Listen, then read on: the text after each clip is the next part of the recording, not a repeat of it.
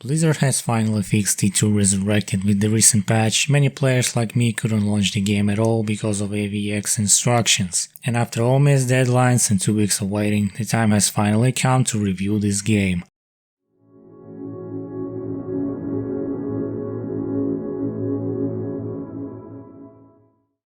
Hello everyone, Firzj here. Over 20 years passed and the gates of hell are opening again. Many things changed in the gaming industry throughout this period of time. Many different competitive RPGs released similar to Diablo, and business models have changed their priorities, which are now full of microtransactions and live services to keep playing and paying twice the usual. These, to my sadness, are modern gaming trends, yet Diablo 2 Resurrected still holds some retro gaming feeling from the past. Can this remaster reimagine the old classic to satisfy modern gamers? Well, some will definitely like it and some not. After a change of leadership in the company, Blizzard decided to revive old classics starting from StarCraft Brood War and later Warcraft 3 Refunded, which was not warmly received by critics and players. Diablo 2 Remastered was at potential risk to be another waste of effort full of empty hopes. And in 2021, the rumors and wait are finally over. Diablo 2 Resurrected is now out.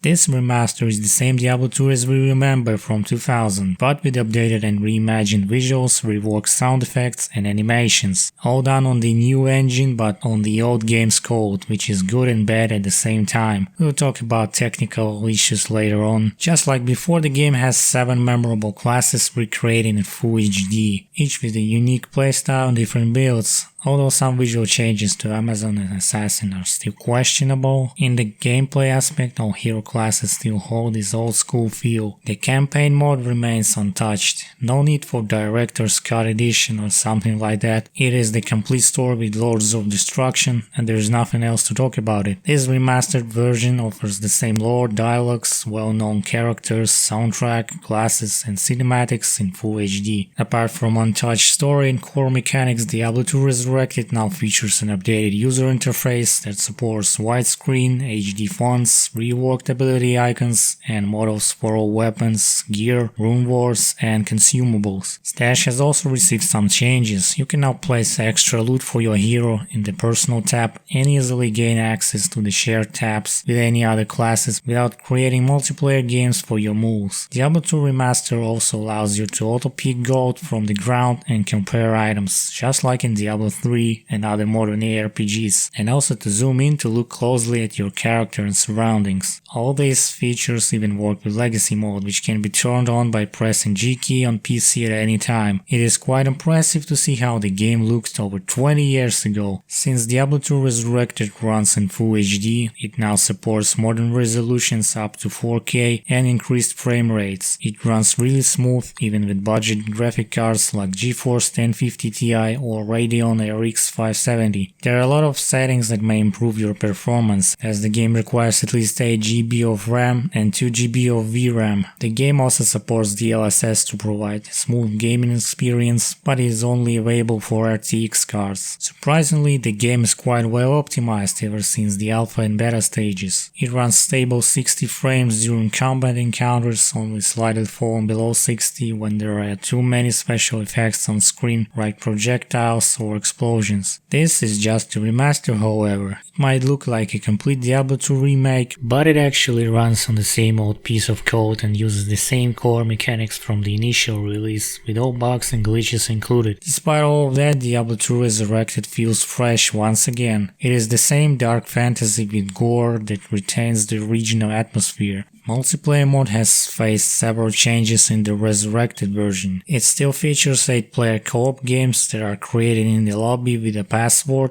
and anyone can join to assist or become hostile. However, in the technical aspects, it is no longer possible for TCP/IP and peer-to-peer connections, as all online interactions are now tied to Blizzard servers. Even if you plan to play single player only, you will still require a stable internet connection via Battle.net to play. So basically, basically no more LAN or couch play on a single PC/console. Social interactions has also been reworked. While the lobby itself with the secret gem remains unchanged, players can now set their status inside the game and check the friends list directly. This also works in the actual game session right next to the chat window. In the game chat, players can now also link items just as it works in Diablo 3 or other similar games. It is no longer required to trade with other person to show your item. As for the console gaming, the game fully supports controllers from different platforms and uses a different UI to satisfy players' needs. 2 skill limitations are now gone while playing on console. This UI allows allocating up to 6 skills on the panel and bind them to any keys. The controls are quite responsive. There is just